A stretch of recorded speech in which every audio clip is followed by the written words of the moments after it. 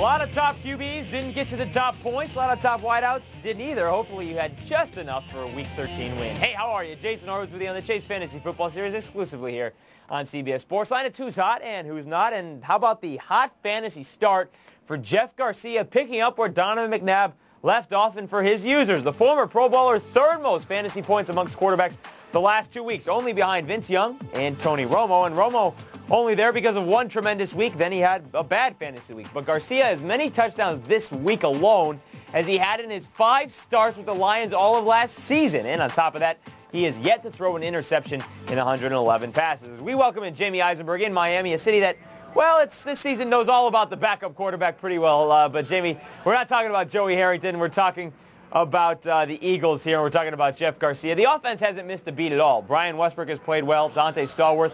Is this a week, as they go on with a favorable matchup, that you start all Eagles again? I think you do. I mean, certainly Jeff Garcia, the Redskins' pass defense has been awful, so that really bodes well for Stallworth and Reggie Brown. Certainly Brian Westbrook, why would you bench him at this point? He's been great. He's catching the ball. He's running the ball, certainly proving that the knee injury is a thing of the past. And I think Jeff Garcia proved maybe it's the offense, not so much Donovan McNabb.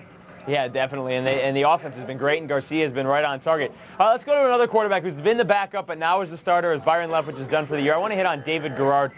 He knows he's the starter. He's playing like it. He's had a pair of touchdown passes the last couple of weeks. He's been hot. Indy's coming to Jacksonville. Would you think about starting him again? Yeah, I think, Garrard's been one of those guys. It's sort of like, a situation where you just play the matchup with him. I don't know if I really like him this week so much against Indianapolis, because Indianapolis' pass defense is better than it was a year ago. Certainly their run defense has been awful. So if you got Jones Drew and Fred Taylor, use both those guys. But Garrard, he's proven that he can be in that 200 range. He finally started to use Matt Jones and realized that he is 6'6", and if you throw the ball up, he's probably going to go up and catch it. So I think, Garrard is one of those guys. You probably consider him a number 2 this week. But maybe down the road, if you need to use somebody, maybe in the championship game for your fantasy playoffs, he could be a guy that could be useful. Yeah, Matt Jones close to 130 yards and a touchdown, only 6 catches this past week. So definitely Garrard found his stride with that guy. All right, let's look at the not quarterbacks here. And John Kitna may have thrown for 300 yards, but in leagues where you lose points for interceptions, he's killing you. He's got just 3 touchdowns and 6 picks the last 4 games. Meanwhile, Brett Favre, 3 straight bad weeks, and Alex Smith, he's on this list as well with 3 interceptions as well. Jamey, if you're in the playoffs, Favre has the 49ers and Kitna has the Vikings. They're both good matchups, but neither of these guys are playing well. Can you live with them this coming week? Well, I think we'll start with Kitna first. Certainly, you got to like that he's playing the Vikings. I mean, obviously, the Vikings did a good job against the Bears in terms of the passing defense, but I think that was more a product of Rex Grossman really playing bad as opposed to the defense really, coming along. So I think you got to look at a situation with Kitna this week that he's got Roy Williams playing great. Kevin Jones will probably be back healthy. They're probably going to take him out of the game. The Vikings will, because their run defense is so good. So I think Kitna has an opportunity to make some plays. In terms of Brett Favre, it's one of those things. He's just so hard to figure because now he's talking retirement again just after a few weeks where he was so happy to be back, and did he make the right decision in coming back? So I think with him you probably want to pull him back a little bit and maybe not use him. I really like Amon Green this week, and I'm sure we'll get to that later in the week. But in terms of Brett Favre, you probably want to sit him this week, and Kitna definitely take the chance with him as a quarterback in the fantasy playoffs. As far as Kitna, Mike Furry's also playing well. He had a huge week against the Patriots. Good defense. All right, let's get into the hot running backs. And we'll start with D'Angelo Williams. Over 100 yards receiving. He had a score. He had 74 on the ground, filled in very nicely for the injured Deshaun Foster.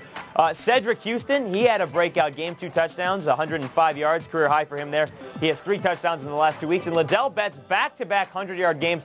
Plus, the man catches it out of the backfield, so he's been a great backup for Clinton Portis. How about the cold running backs? And Cadillac Williams, he's been on this list all year, and at this point, it's not his fault. He's got no quarterback. His offensive line's been banged up.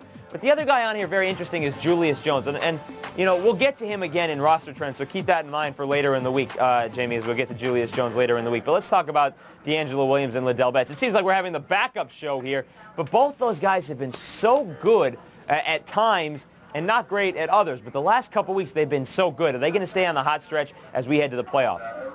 I think so. I mean, certainly D'Angelo Williams with Deshaun Foster being banged up with an elbow injury, certainly the biggest thing for the Panthers is they can't run the ball. And if they could find somebody to maybe make some, headway in that department, they'd be better off than 6-6. Certainly time of possession is a big thing in terms of NFL, maybe not so much fantasy. But if they could just find somebody to give them, 25 carries and produce consistently, obviously Williams Monday night had a big game receiving-wise. Certainly they would like to see him continue to produce on the ground, and I think they obviously want to establish him as the running back of the future. Ladell Betts has been great. I mean, everybody saw Clinton Portis get hurt. They think, okay, what am I going to do now if I have Clinton Portis? Certainly what are the Redskins going to do now, missing their key running back? And Ladell Betts has certainly proven to be a great running back. He's in a free agent year, so he's playing for a contract. And I think you saw, the Redskins were able to run the ball with Portis, not so much as a product of Portis, but a product of their offensive line, Al Saunders' system. And I think Betts has filled in nicely, being able to carry the ball there. Yeah, there are a lot of backup running backs that are playing for contracts this year. As you mentioned, he's just one of them. All right, let's go to the hot receivers. We mentioned Mike Furrey. He's on this list. He had a huge game against the Patriots, 9 catches, 123 yards. TJ Hushmanzada continues to play well as Carson Palmer plays well and as the Bengals offense is putting up points. Even in the game when they only had 13, he had 106 yards and 10 catches. And Jericho Cotchery, 2 monster weeks, of course, this last one against the Packers. We'll get to him in a second. How about the cold receivers? And like we said last week, Randy Moss will be on this list every week until he does something, which may mean he'll be on the list until next year. Deion Branch also on that list, and Javon Walker, a product of having Jay Cutler in the starting lineup. We'll get to that later on in the week. Let's talk about Jericho Cotchery here, because as far as the Jets go and Cotchery, it's hand-in-hand with Chan Pennington. When he plays well, the Jets win. When he doesn't, they lose. So here's the question. Is Pennington going to play well enough with this favorable schedule so that the Jets continue to win and Cotchery continues to play well? Well, Jason, you're in New York, so tell me, are they Cotchery crazy yet over there? I mean, certainly he's been fantastic. Lavernius Coles has had sort of an up-and-down season. Last week he should have had a better game, but Cotchery continues to steal the spotlight from him. And as you mentioned, Chad Pennington has been great. The Jets are, I don't know how, but they're in the playoff hunt. And as long as Pennington keeps playing well, and as you mentioned, he's got favorable matchups, certainly this week against Buffalo, Cotchery should continue to play well. Everybody thought it was Coles and nothing else for the Jets receiving-wise. Maybe Justin McCarron might do something this year, but Cotchery has come in. He's been, certainly he's gone from number 4 status to number 3 status, number 2 status, and now you might start thinking of him as a low-end number 1, playing the matchups, and again, he's been playing great. All right, the one thing to be careful about, though, here is that the Jets do have a couple of good passing defenses in the next couple of weeks. They've got Miami and Oakland, which, isn't a good team, but they do have a good pass defense. All right, Jamey, good stuff from down there. We'll check back with you later in the week for roster trends and your starts and sits of the week. We'll see you real soon, man. Stay warm up there. Yeah, it is pretty chilly here in New York. Folks, you know that if you're in the Northeast. All right, that's going to do it for Who's Hot, Who's Not here on the Chase Fantasy Football Series. But don't forget the Thursday game, Cleveland in Pittsburgh. Not a lot of playoff implications, but still fantasy implications there for your fantasy teams. All right, folks, because of it, Stardom Sit-em comes your way on Wednesday, December 6th, instead of Thursday the 7th. Until then, I'm Jason Horowitz. Take care.